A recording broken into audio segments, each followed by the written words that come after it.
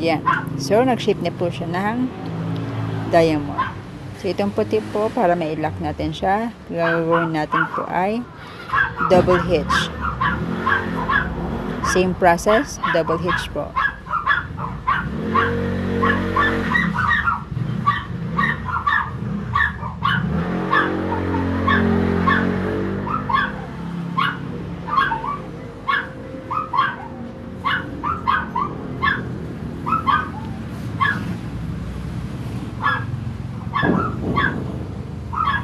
So, next, habo na po tayo ng isang diamond.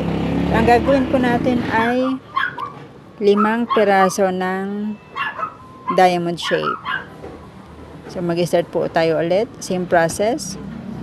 Double hitch.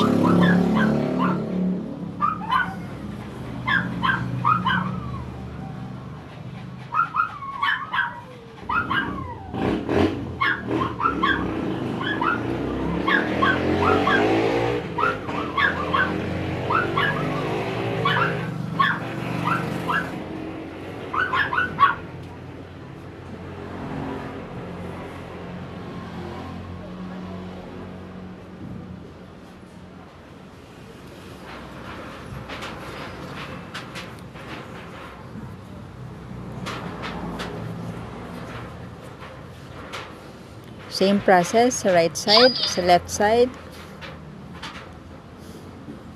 Double hitch din po.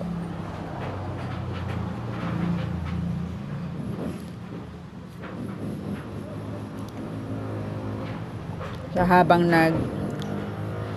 gumagawa kayo, gusto ko lamang magpasalamat sa lahat ng nag-view ng aking tutorial, nanonood ng aking tutorial. Maraming salamat.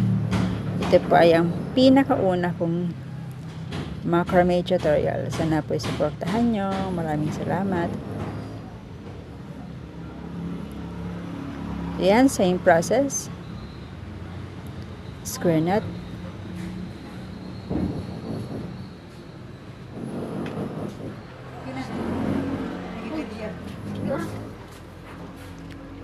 Kaya na si ibalik di eh.